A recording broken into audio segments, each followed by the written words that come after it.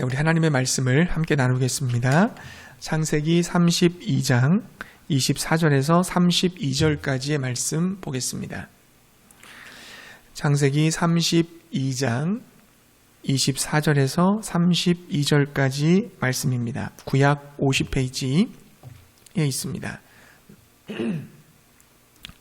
창세기 32장 24절에서 32절까지 말씀을 우리 같이 한 목소리로 합독으로 읽겠습니다.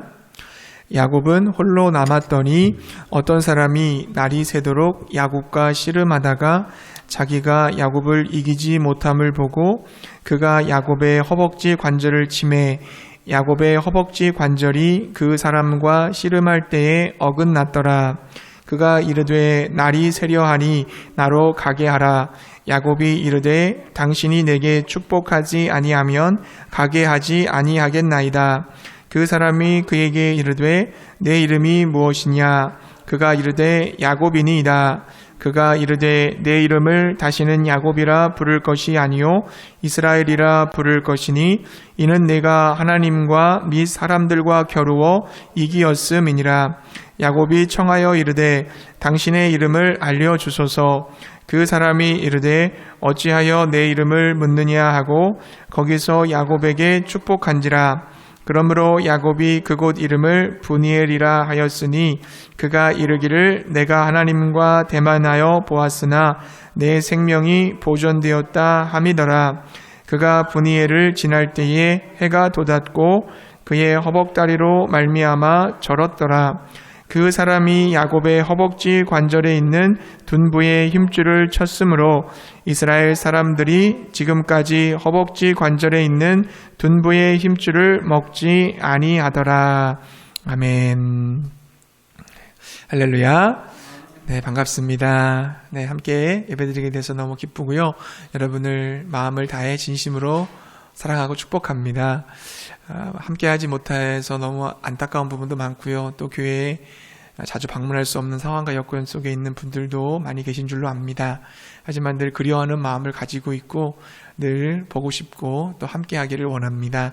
어느 곳에 있든지 간에 하나님과 동행하시면서 주님의 뜻을, 선한 뜻을 이루는 우리 모두가 됐으면 좋겠습니다. 오늘은 위기를 극복한 야곱의 기도, 위기를 극복한 야곱의 기도라는 제목으로 함께 말씀을 나누도록 하겠습니다.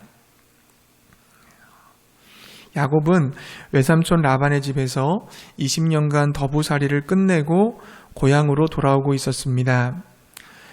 부모님이 살아 계시다면 만나야 하고 또 이제는 가나안 땅에서 터전도 잡아야 되겠기 때문에 처자와 재산을 이끌고 고향으로 돌아오고 있는 것입니다. 그러나 야곱은 형 에서가 몹시 마음에 걸렸습니다.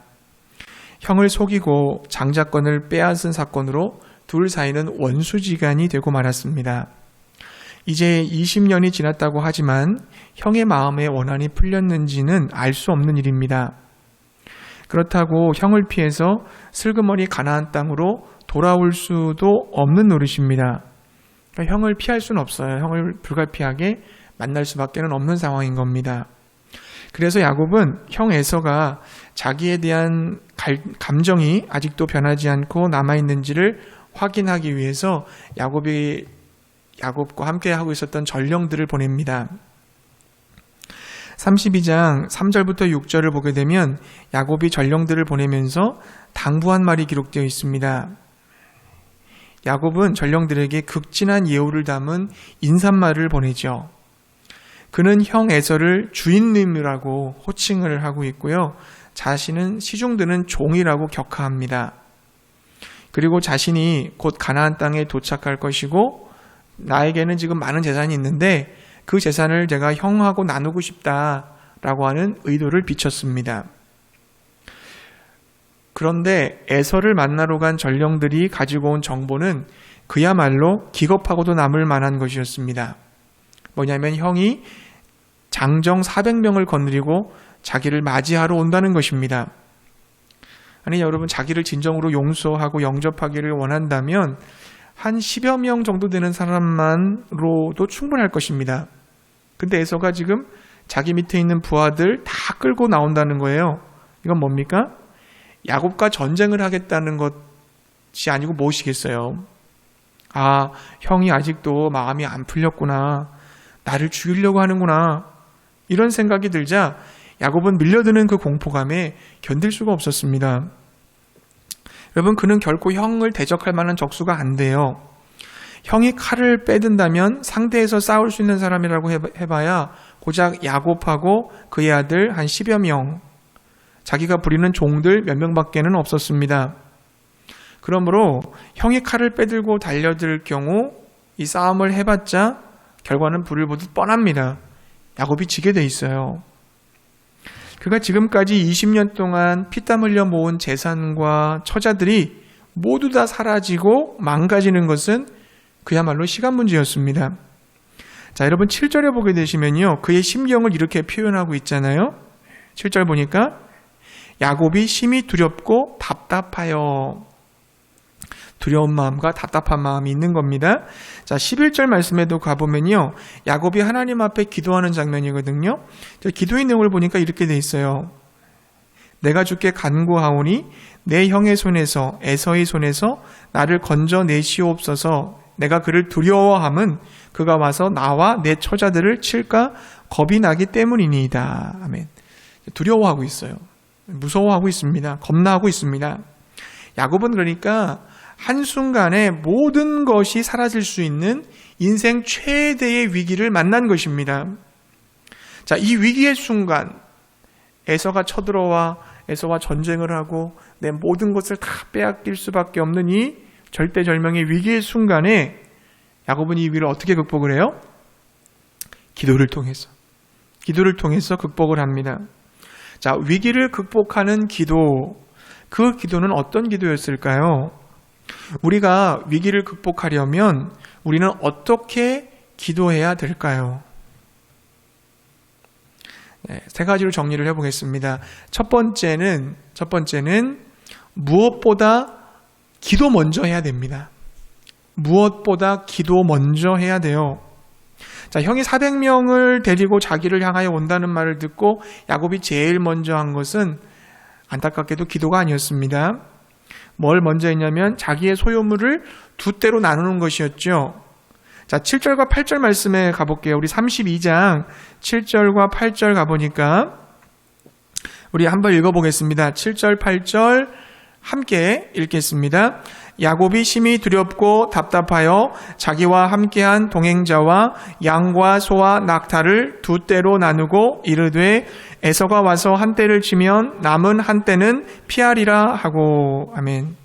자, 수천 마리의 가죽을 두 떼로 나누어서 그 사이를 아주 멀리 떨어뜨려 놓는 겁니다. 형이 만약에 칼을 빼들고 와서 친다고 하더라도 두 떼를 동시에 칠 수는 없잖아요. 한 떼를 치면 한 떼는 살리겠다. 이렇게 계산을 한 거죠. 그래서 하나라도 건지겠다는 속셈이었습니다. 여러분, 야곱의 이런 행동을 보고 잘못했다고 지적할 수 있겠어요? 우리는 잘못했다고 그를 비판할 수 없어요. 세상적인 눈으로 보면 당연히 그럴 수밖에 없습니다. 아무도 그가 잘못했다고 말할 수 없습니다. 자, 집에 불이 났으면은 집에 들어가서 제일 중요한 건 먼저 가지고 나와야 되는 거잖아요. 그 모습을 보고 누가 잘못했다고 얘기하겠습니까? 그러나 우리는 하나님의 입장에서 볼 때 그의 이러한 행동이 잘못된 행동이라는 것을 직시할 수 있어야 됩니다. 그는 일단 재산을 두 떼로 나누어 놓아서 자기 나름대로 안전 대책을 세워 놓았어요. 그리고 나서 여러분 9절에 가시면 9절에 뭐를 해요? 야곱이 기도를 시작하고 있습니다. 자, 뭐가 문제예요? 순서가 잘못됐어요.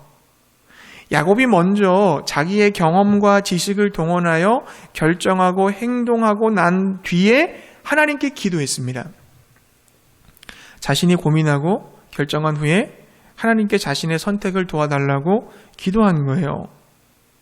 야곱은 자기와 함께 하고 계시고 자기를 지금까지 도와주신 하나님을 먼저 의지해야 했습니다. 여러분, 창세기 32장 1절부터 2절을 보게 되시면 거기 보면 뭐가 나옵니까? 하나님의 사자들이 야곱을 찾아오는 장면이 기록되어 있어요. 천사들이 막 무리를 지어가지고 군사적 대열을 이루어서 야곱에게 나타난 겁니다. 그래서 야곱은 그들을 하나님의 군대라고 얘기했고 거기서 하나님을 만났다고 해서 마하나임이라는 칭호까지 붙였어요. 하나님께서 왜 야곱에게 이 순간 나타나셨던 걸까요?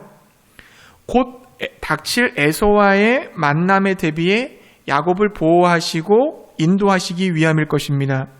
또한 야곱에게 긴장감을 유발해서 영적으로 무장시키기 위함이었을 거예요. 에서가 아무리 큰 군대를 몰고 너에게 다가온다 할지라도 하나님의 군대가 너와 함께하고 있으니까 두려워하지 말아라, 담대해라, 하나님 믿고 의지해라, 이러한 메시지였던 거예요. 그러나 야곱은 하나님을 믿고 의지하여 기도하기보다는 어떻게 합니까? 자기의 생각과 방법을 더 믿고 신뢰하고 말았던 겁니다. 사랑하는 성도님들, 여러분 삶의 위기를 만났습니까? 어려움에 처했습니까? 행동하기 전에 무엇보다 기도 먼저 하시기 바랍니다. 자기가 하고 싶은 것을 다 해놓고 기도하면 무슨 소용이 있습니까? 자기가 머리를 굴려서 할 것 다 해놓고 그 다음에 엎드려 기도한다는 것은 하나님을 믿기보다는 자기 자신을 더 믿고 의지하는 말밖에 되지 않습니다.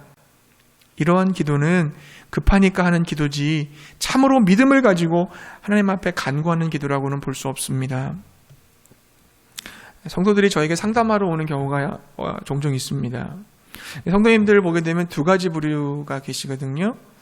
한 부류는요, 이미 답을 다 가지고 있어요. 결정을 했어요. 그리고 저한테 와서 목사님이 긍정하고 받아주기를, 기도해 주시기를 원해서 오시는 분들이 계시고요. 또한 성도님의 부류는 정말 그 문제를 하나님이 기뻐하는 뜻대로 결정하기 위해서 어떻게 하면 좋을지 목사님의 의견을 듣고 싶어서 오시는 분들이 계십니다. 제가 어떤 성도님을 더 좋아하고 기뻐할 것 같으세요? 당연히 후자죠. 왜냐하면 저의 의견과 저의 생각을 듣고 싶어 하시기 때문에 그만큼 저를 신뢰하고 믿는다는 거 아니겠습니까? 하나님도 마찬가지예요. 자신이 이미 모든 것을 결정하고 난 후에 하나님의 결재를 바라면서 하나님의 도우심과 축복을 바라면서 기도하는 성도들보다는 백지 상태에서 하나님의 뜻을 묻고 하나님께 결정권을 내어드리고 하나님의 선택에 따르기를 원하여 주님께 기도하는 성도를 하나님은 기뻐하시는 줄로 믿습니다. 하나님 어떤 결정을 내리시든지 저는 하나님의 뜻에 따르겠습니다. 제가 원하는 대로 인도하지 마시고 하나님이 원하시는 대로 인도하여 주옵소서. 이런 마음이라면 어떤 행동을 함에 앞서서 기도 먼저 할 것입니다. 삶의 위기 앞에서 세상 사람들의 방식으로 대처하는 것이 아니라 하나님의 방법으로 대처하시기를 바랍니다. 그것은 무엇보다 먼저 우선순위에 있어서 기도하는 것입니다. 기도로 하나님의 뜻과 하나님의 계획을 먼저 묻고 따라가는 우리 모두가 되시기를 바랍니다.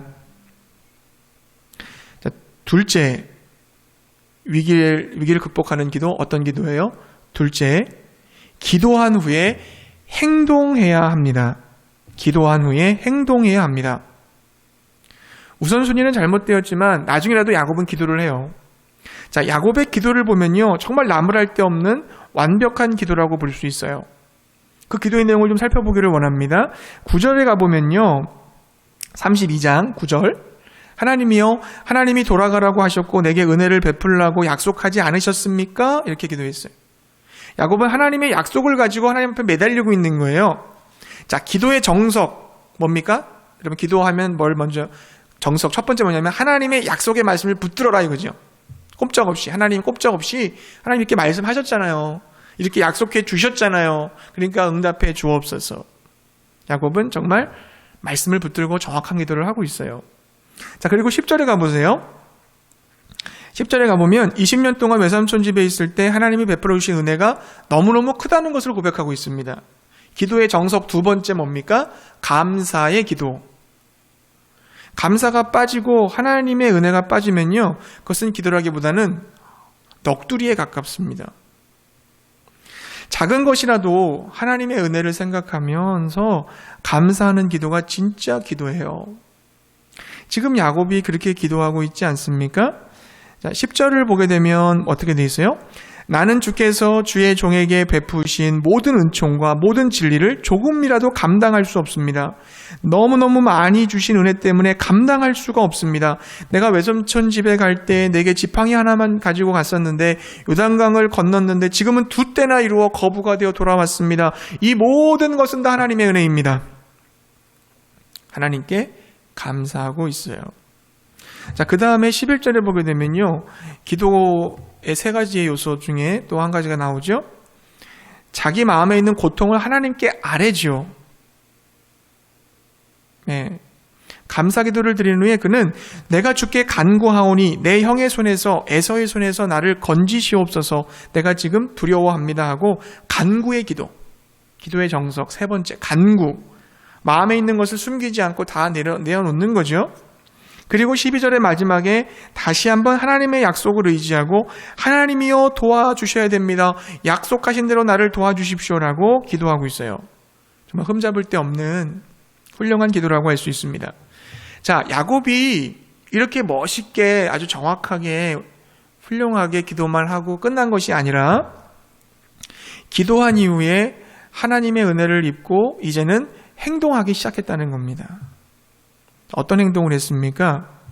소떼와 양떼, 나귀 중에서 얼마를 떼어서 형의 마음을 누그러뜨리기 위한 선물을 준비하죠. 선물로 준비한 것이 도합 약 550마리나 되었어요. 여러분, 550마리의 가축을 준비했다. 당시로 엄청난 재산입니다.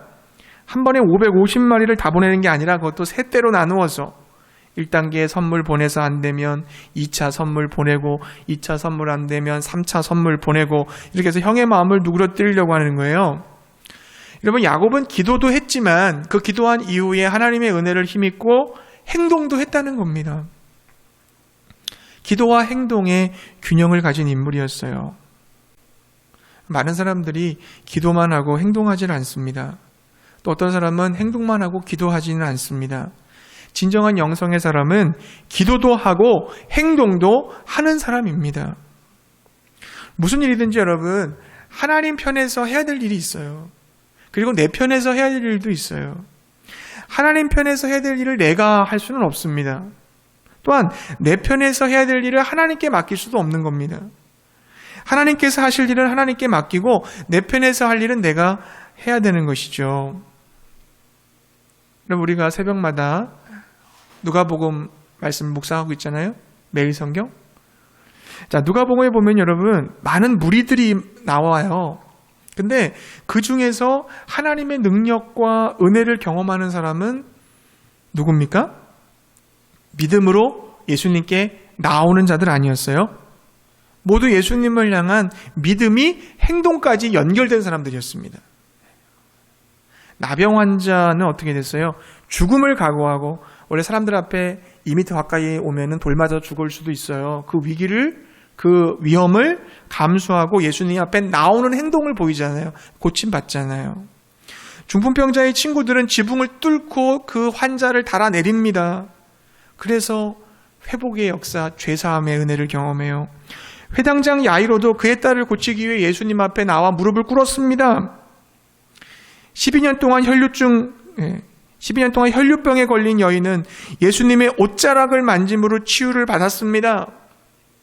베세다 들녘에서 배가 고파갖고 허기져 있는 5,000명 이상의 수많은 사람들 어떻게 배불리게 됐어요? 누군가가 가지고 나온 보리떡 5개와 물고기 2마리를 드렸기 때문에 모두가 다 배부르게 먹을 수 있지 않았어요? 하나님의 역사는 누가 경험하는 겁니까? 믿습니다. 기도합니다. 거기서 끝나는 것이 아니라 믿고 기도하고 행동하는 사람인 줄로 믿습니다. 여러분, 지금 세상을 어지럽히고 있는 코로나 바이러스, 이 바이러스의 확산을 멈출 수 있는 능력이 우리들에게는 없잖아요. 그러나 여러분, 바이러스의 위기를 만난 우리들이 할 일이 있어요. 아무것도 못하고 그냥 가만하고 있는 게 아니에요. 그건 뭡니까? 우리 말씀 묵상할 수 있잖아요. 교회 나오는 시간들이 하지만 내가 있는 가정에서 하나님 말씀을 붙들고 기도하며 주님과 교제할 수 있단 말입니다. 우리 말씀대로 순종할 수 있잖아요. 용서하고 사랑하고 나누고 섬길 수 있잖아요. 말씀을 붙들고 더욱더 기도의 자리에 무릎을 꿇을 수 있잖아요. 우리가 기도하고 해야 될 것을 할 때 하나님께서도 하나님이 하셔야 될 일을 해 주실 줄로 믿습니다. 아무리 시대가 변하고 환경이 달라진다 할지라도 진리의 말씀은 변함이 없어요. 이 진리의 말씀 그대로 우리는 말씀 붙들고 기도하고 하나님 예배하고 제자가 되고 주님을 따라가는 것은 변함이 없습니다, 여러분. 사랑하는 성도님들, 위기를 만났습니까? 가장 먼저 기도하시기 바랍니다. 우선순위에서 이거 밀리지 마세요. 그리고 기도하신 후에 주님의 은혜를 힘입어 이제는 행동하시기 바랍니다.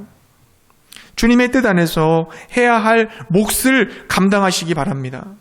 그때 주님은 위기를 극복하게 해주시고 영광을 드러내실 줄로 믿습니다. 마지막 셋째, 어떻게 위기를 극복하는 기도를 드릴 수 있어요? 세 번째는 기도로 인해 주인이 바뀌어야 됩니다. 기도로 인해 주인이 바뀌어야 돼요. 에서를 만나기 전에 야곱은 기도했고 에서의 마음을 풀어주기 위해서 다양한 방법과 대책을 세우고 준비를 했습니다. 그리고 밤에 두 아내와 두 여종과 11아들도 야복강 개울물을 건너가게 했어요. 그리고 자기 혼자 야복강 나루터에 우두커니 그냥 멍하니 앉아 있었습니다. 자, 혼자 남은 그 야곱에게 하나님이 찾아오셨어요. 그리고 하나님이 야곱을 붙들고 씨름하기 시작합니다. 그럼 여러분, 우리가 읽었던 본문 말씀이잖아요, 오늘. 자, 이 씨름을 우리는 야곱의 기도라고 알고 있어요. 그래서 여러분, 기도를 어떻게 생각합니까? 야곱처럼 하나님께 막 울며 불며 간청하는 것이라고 생각을 해요. 마치 하나님은 막 좋은 것을 가지고 계시면서 안 주려고 버티시는 분이시고, 우리 쪽에서는 막 달라고 막 아우성치는, 몸부림치는 그런 모습을 떠올리게 돼요. 그것이 기도라고 생각을 합니다.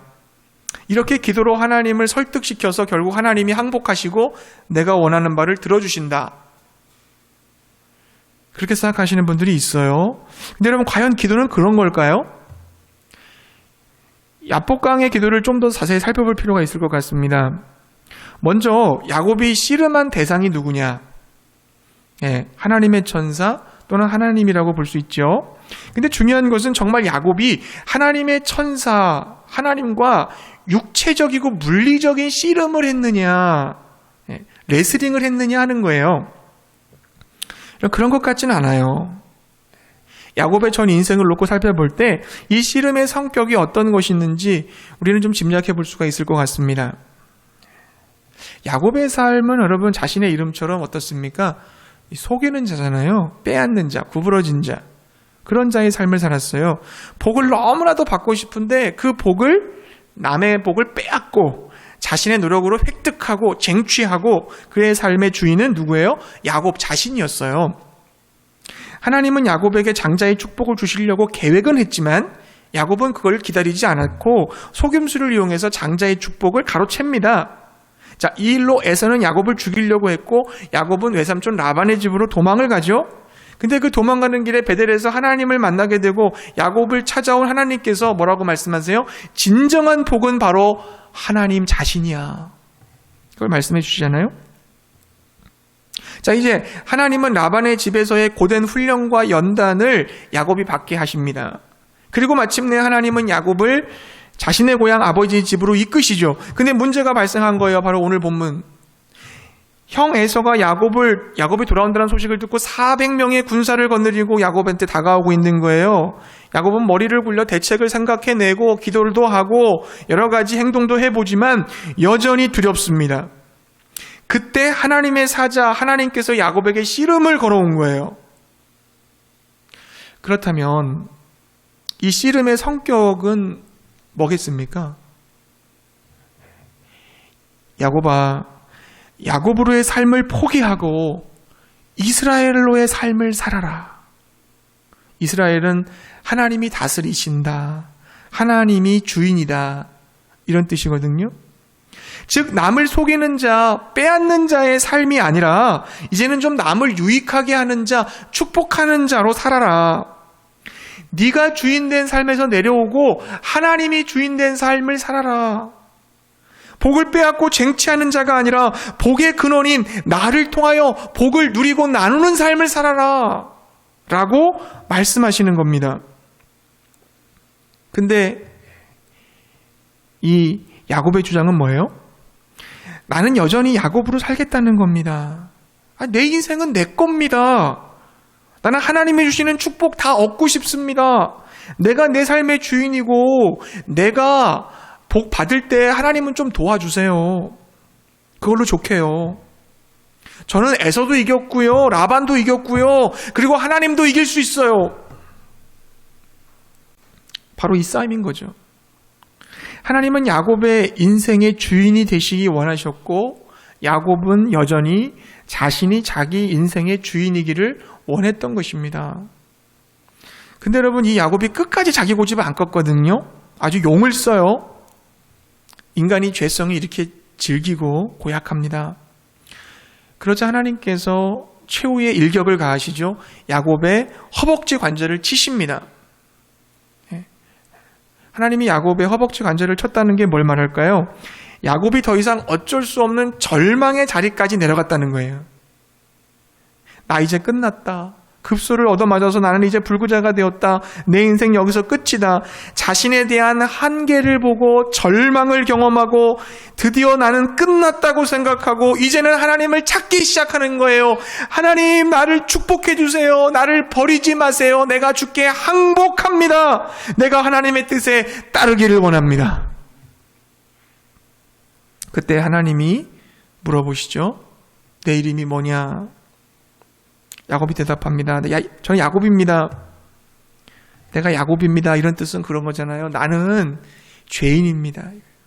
나는 구부러진 자고 비열한 자고 야비한 자고 더러운 자고 나는 내 스스로 복을 취하려고 움켜쥔 사람이었습니다. 강도 같은 자였습니다. 그때 하나님이 말씀하시죠. 28절에 보니까 그가 이르되 내 이름을 다시는 야곱이라 부를 것이 아니오 이스라엘이라 부를 것이니 이는 네가 하나님과 및 사람들과 겨루어 이겼음이라. 이겼습니다. 너 야곱이 아니야. 이스라엘이야.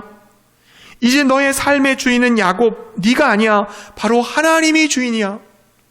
내가 너의 주인이야. 내가 너를 다스릴 거야. 너는 나의 소유야. 내가 너를 책임질 거야. 내가 너의 복이 되어줄 것이고 너는 그 복을 나누는 통로가 될 거야.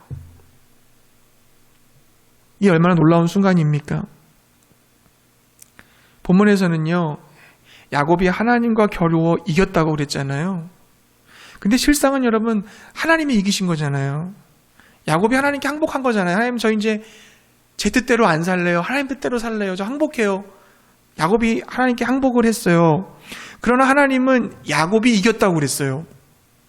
왜 이렇게 말씀하신 걸까요? 야곱이 이스라엘이 되었기 때문에 이긴 겁니다. 하나님을 주님으로 모시고 하나님의 다스림을 받는 자가 되었기에 야곱은 승리자가 된 거예요.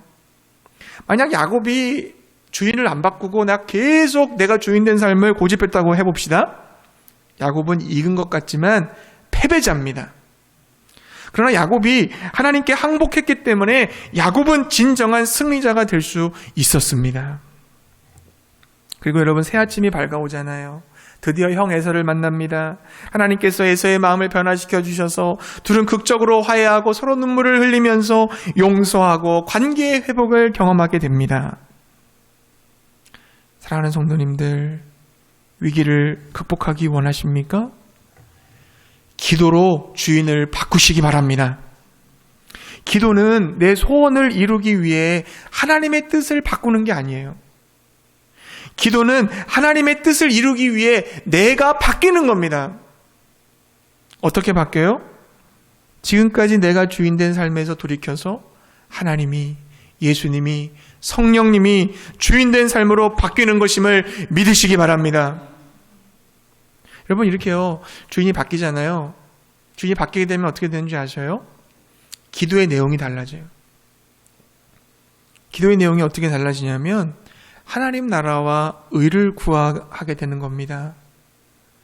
하나님의 뜻을 분별하고 하나님의 뜻대로 살아가기 위해 기도하게 되는 거예요. 하나님의 영광을 위해 살아가게 해달라고 기도하게 됩니다. 기도의 내용에 반드시 이웃들을 사랑하고 섬기며 봉사하게 해달라는 기도가 들어가게 되는 겁니다. 주인 되신 예수 그리스도께서 그러한 기도를 원하시고 그러한 기도를 하게 하시는 거예요. 또 여러분, 기도는요, 주인이 바뀌게 되면 기도는 항상 감사로 끝납니다. 기도해서 내가 원하는 대로 되지 않았다면 응답이 안 된 하나님의 뜻에 감사하고, 응답이 안 됐으니까 아마 하나님이 더 좋은 걸 주시겠지? 더 좋은 것을 주시려는 하나님의 계획에 감사합니다. 만약에 내가 기도해서 원하는 대로 얻었다, 그렇게 되었다면 그렇게 해주신 하나님의 은혜에 또 감사하는 거죠. 그러니까 무조건 기도는 감사로 끝나요. 그리고 기도로 주인이 바뀐 사람은 쉬지 않고 기도합니다. 물론 여러분, 우리의 경건 생활에서 따로 떼어낸 기도 시간은 반드시 있어야 돼요.